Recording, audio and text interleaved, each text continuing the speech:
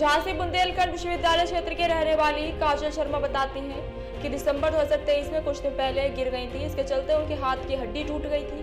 वे अपने घर के पास बने झांसी ऑर्थोपेडिक जाती हैं, जहां डॉक्टर डी के गुप्ता देखते हैं और ऑपरेशन की सलाह देते हैं। इसके लिए ऑपरेशन उनका पुत्र गौरव गुप्ता करता है। अब चौंकाने वाली बात यह है कि गौरव गुप्ता कहते हैं कि हमें भूख लग रही है और हम डोसा खाने चाह रहे हैं। और काजल शर्मा के अनुसार फिर वह 2 घंटे बाद वापस आते हैं, अधूरे ऑपरेशन को पूर्ण करते हैं।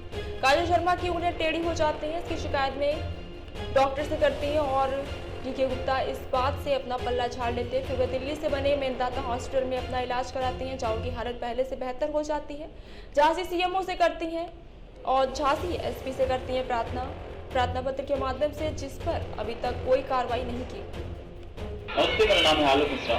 इस समय मौजूद है बुंदेलखंड विश्वविद्यालय के आसपास एक क्षेत्र है। क्षेत्र क्या बोलते हैं? राजपूत में राजपूत कॉलोनी में एक लड़की है जिसके संग घटना घटती है। वो गिर जाती है। गिरने के बाद उसको पास के हॉस्पिटल में ले जाया जाता है। वहाँ उसका इलाज की गारंटी ली जाती है 2,40,000 रुपये में। उस गारंटी के बाद डॉक्टर ऑपरेशन करते हैं। डॉक्टर ऑपरेशन करने के बाद बीच ऑपरेशन में डॉक्टर साहब कहते हैं कि मुझे डोसा खाने जाना है, मुझे भूख लगी है। तो जाते हैं, वापस आके ऑपरेशन करते हैं। ऑपरेशन का पता चलता है कि जो लड़की है उसकी उंगलियां टेढ़ी हो जाती हैं। उसके बाद वो मेदांता में जाके अपने इलाज कराती है, जहाँ काफ़ी हद तक बेहतर हो जाती है। इस पूरी घटना के लिए हमारे साथ मौजूद हैं काजल शर्मा, जो इस बात का दावा कर रही हैं।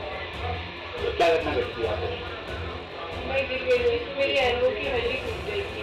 इसके बाद मैंने झांसी में ही पास के हॉस्पिटल में अपना इलाज करवाया, झांसी ऑर्थोपेडिक में। तो डीके गुप्ता सर से हमारे मिलने गए, पापा मिलने गए। तो उन्होंने पूछा कि मेरी बच्ची का हाथ टूट गया, ठीक हो जाएगा?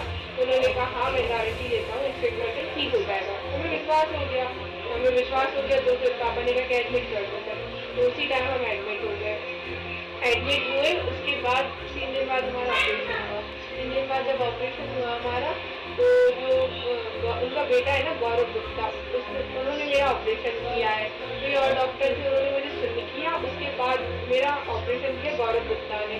ऑपरेशन थिएटर में मेरा हाथ काटा गौरव गुप्ता ने, और उसके 5 मिनट बाद बोली कि मुझे भूख लग रही है, मैं डोसा खाने जा रहा हूँ। और ये डोसा खाने चले गए, वहीं बोल के नर्स वगैरह थी उनसे। और उसके बाद ये 2 घंटे बाद आए। आपको सुनने कर दिया था? हाँ, सुन किया था, क्योंकि मुझे सब सुनाई दे रहा था और दिखाई भी दे रहा था, क्योंकि इन्होंने आंखों पे जो जाली जैसा होता है ना, वो कुछ डाला था, तो सब दिखाई दे रहा था मुझे। तो फिर इसके बाद ये आए 2 घंटे बाद, और 1 घंटे में उन्होंने मेरा पूरा ऑपरेशन कर दिया।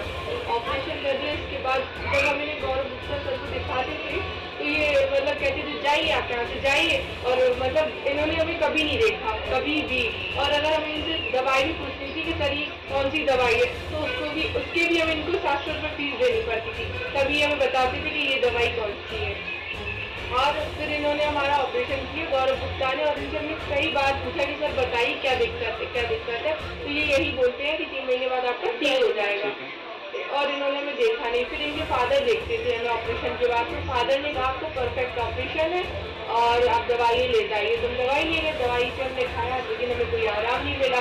फिर हमने इनको फिर दिखाया, इन्होंने कोई दवाई दे दी, फिर भी हमें कोई आराम नहीं मिला। अगर हम इनसे पूछते हैं कि सर क्या दिक्कत है, तो उनको जो फादर उनके चुप रहिए, बीच में मत बोला करो।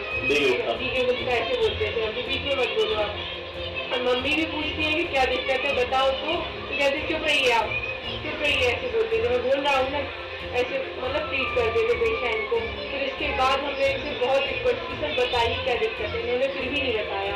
फिर उन्होंने हमारा हाथ मतलब देखा ही नहीं बाद में। और फिर 3 महीने बाद जब हाथ पूरा सूखने लगा, तो फिर हमने फिर पूछा, तो भी नहीं बताया। फिर 4थे महीने लगा, फिर हम गए उनके पास, सर एक बार और बता दीजिए। नहीं बताया, तब हम लोग घबरा गए। फिर हम लोगों ने पूरा झांसी में हर हॉस्पिटल में दिखा दिया, किसी डॉक्टर ने रिस्क नहीं ली। फिर इसके बाद ग्वालियर में गए, तो ग्वालियर में भी नहीं किसी डॉक्टर ने रिस्क ली। कह रहे थे कि खाली ऑपरेशन है, खाली खोलेंगे तो इन्फेक्शन वगैरह कुछ भी हो सकता है। तो किसी डॉक्टर ने रिस्क नहीं ली।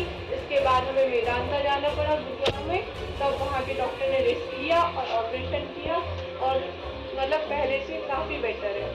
तो इस पूरी घटना के लिए उन्होंने बताया कि इन्होंने कहाँ का शिकायत की। इनके पास एक ये सीएमओ झांसी को शिकायत की गई, बाकी एक एसपी साहब को भी शिकायत की गई। इसका अभी तक कुछ परिणाम नहीं निकला है।